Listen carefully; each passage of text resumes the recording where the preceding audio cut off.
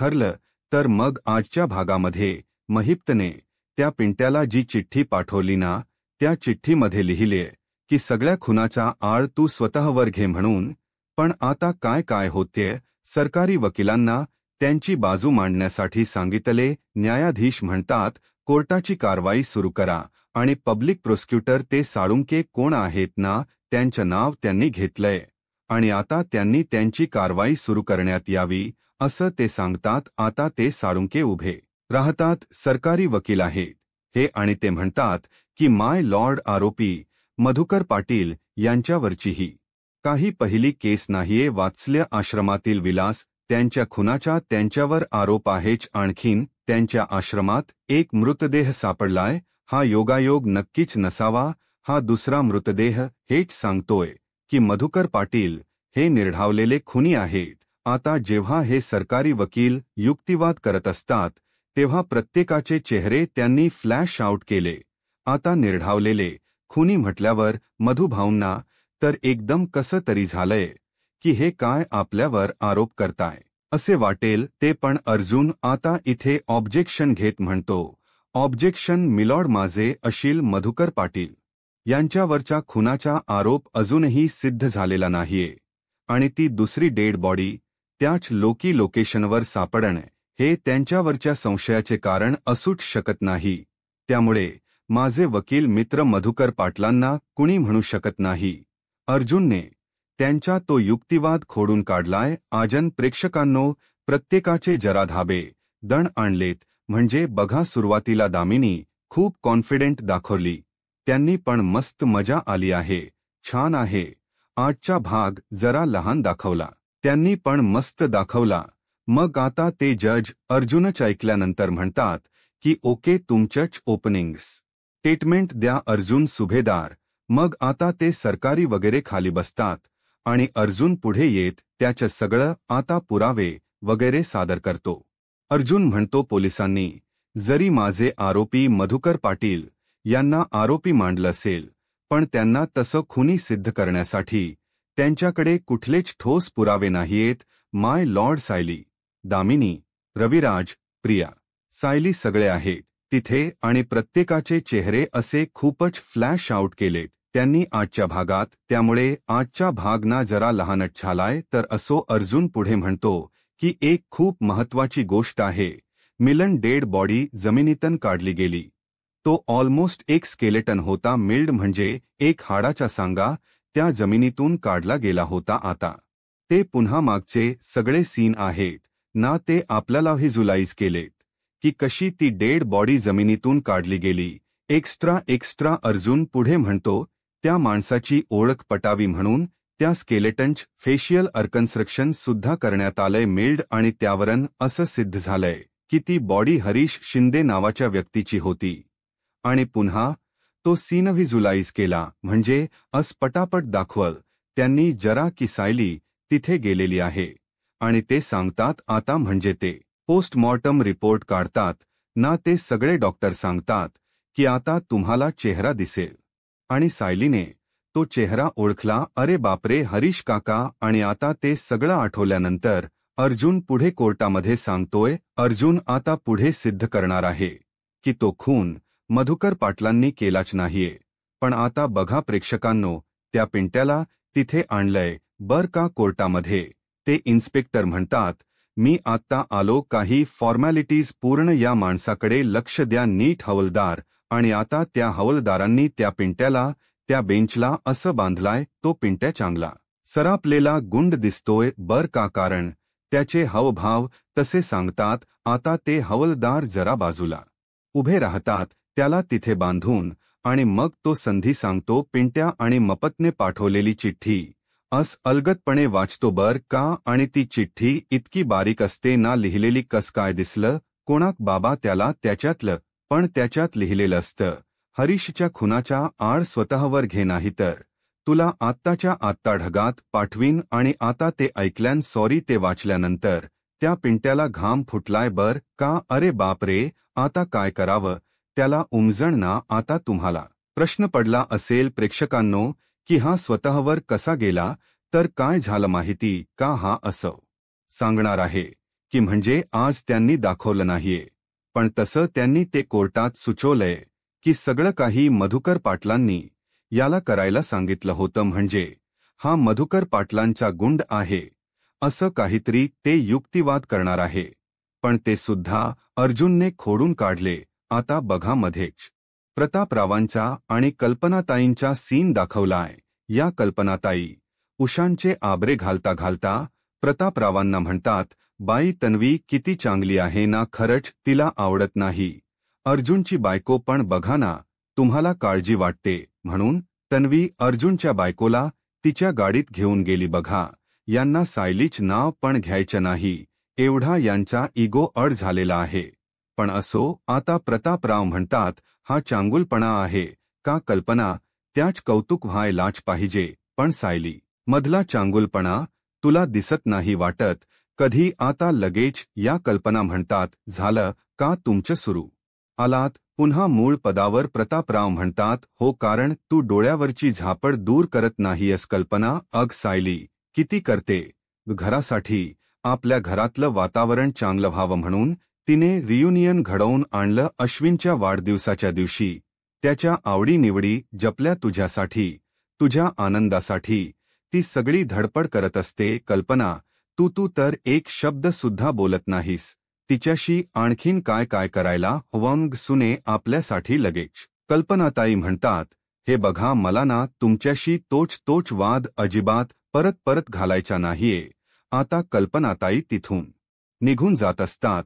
बर का? प्रतापराव मस्त उत्तर देतात.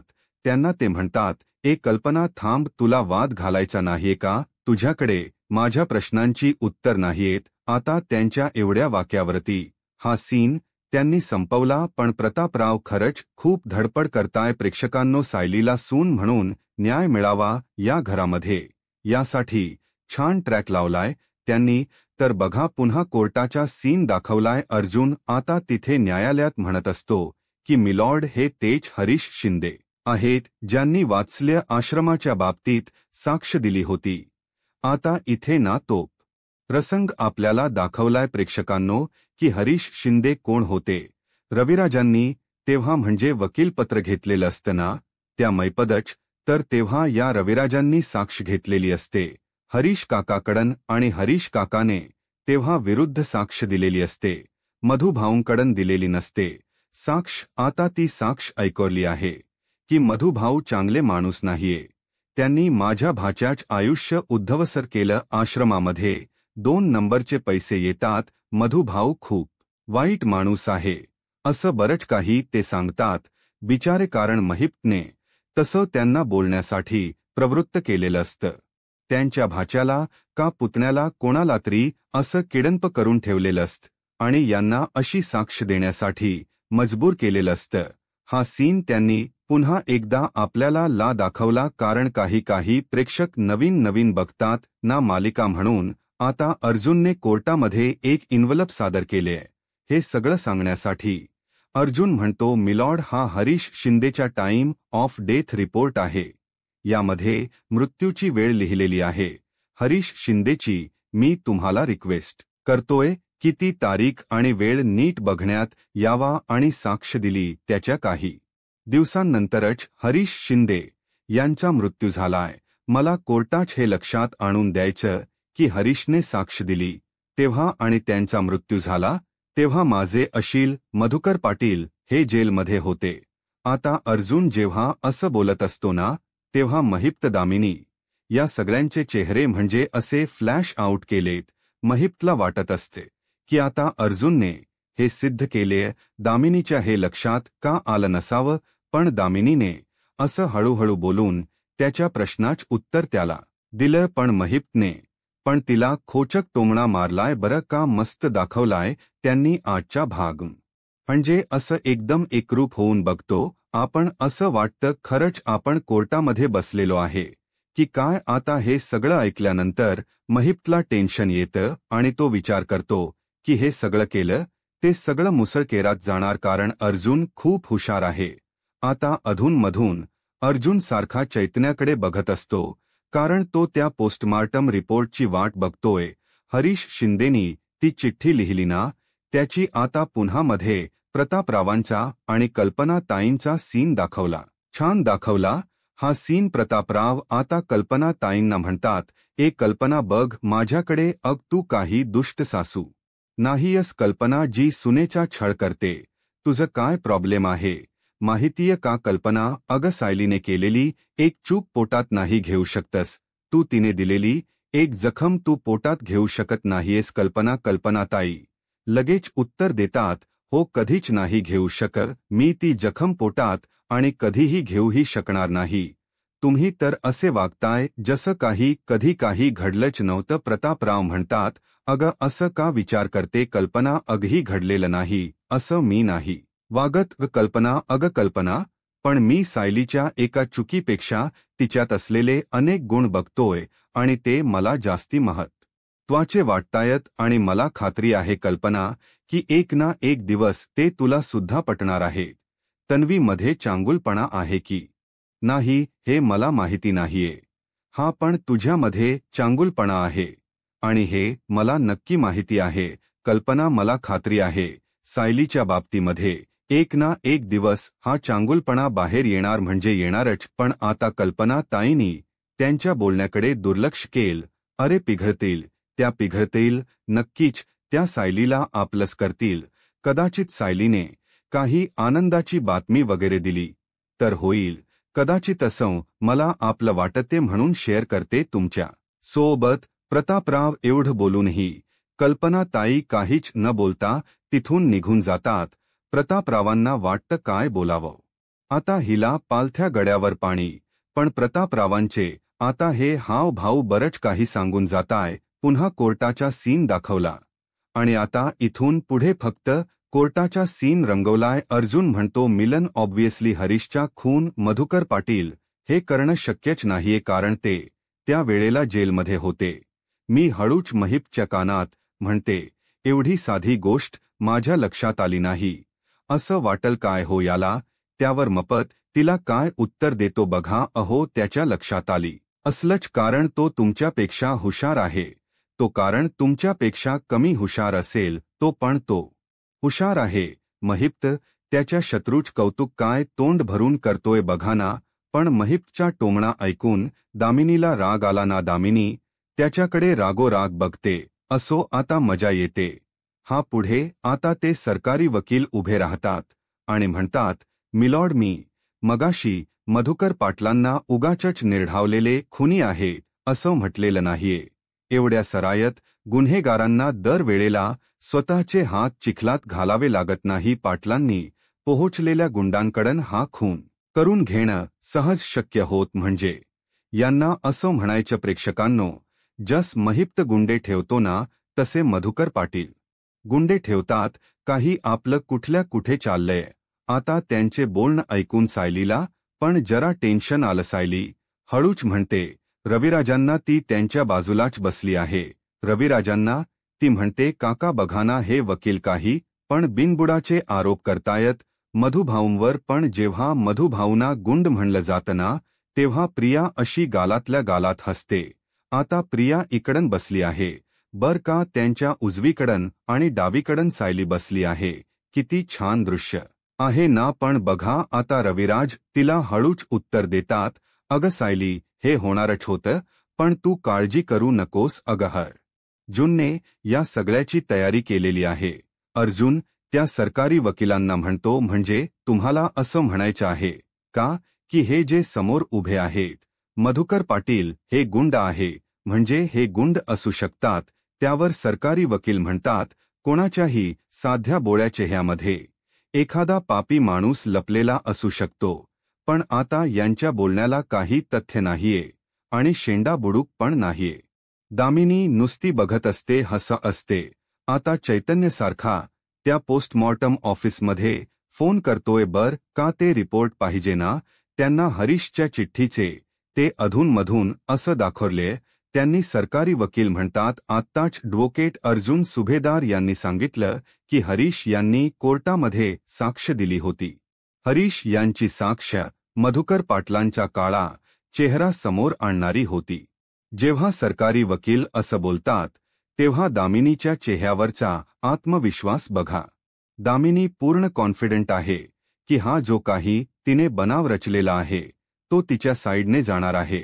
पण अर्जुनने ऐन वेळेला सगळ्या चाब्या फिरवल्यात. आता तो मधून सारखा चैतन्याकडे बघत असतो आणि त्याला डोळ्याने खुणवत असतो, काय झालं, अजून रिपोर्ट का नाही आला.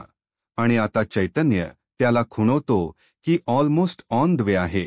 म्हणजे असं त्याच्या डोळ्यावरून माझ्या लक्षात आलं, कारण रविराजांनी पण त्याला असं खुणवले की टेन्शन नको घेऊस, आता पुरा येईलच. आता साक्षीला टेन्शन आलंय बर का. आता पुढे ते सरकारी वकील म्हणतात, त्याचमुळे हे मधुकर पाटील चिडले आणि त्यांनी जेलमधून सगळ्या चाब्या फिरवल्या, सूत्र हलवले आणि त्या हरीशला ठार मारण्याची ऑर्डर दिली. त्यांच्या गुंडाला हे कुठल्या कुठे चालली केस. आता तरी सुद्धा अर्जुन सारखा चैतन्याकडे बघत असतो आणि चैतन्य सारखा त्याच्या मोबाईलवरनं मेसेजेस करत असतो, ते सगळे रिपोर्ट मिळवण्यासाठी. आता ते सरकारी वकील म्हणतात, माय लॉर्ड, ही साक्ष मोटिव्ह ऑफ मर्डर आहे, म्हणजे आरोपी सुद्धा तोच आहे आणि खुनाची जागा सुद्धा तीच आहे. जेव्हा सरकारी वकील असं बोलतात तेव्हा ते अर्जुनला फार लागतं आणि आता ते पुढे म्हणतात, सरकारी वकील खुनासाठी, कारण हे सगळं 3 गोष्टी म्हणजे मधुकर पाटलांना दोषी सिद्ध करण्यासाठी भरपूर आहे. मिलट आता लगेच महिप्त दामिनी कॉन्फिडंट होतात आणि अर्जुनला टेन्शन येते. आता मध्येच ही प्रिया त्या रविराजांच्या कानात बोलायला लागते. पण रविराजना प्रेक्षकांनो पूर्णपणे तन्वीच्या विरोधात गेलेत आता, कारण ते प्रत्येक वेळेला तिला सडेतोडपणे उत्तर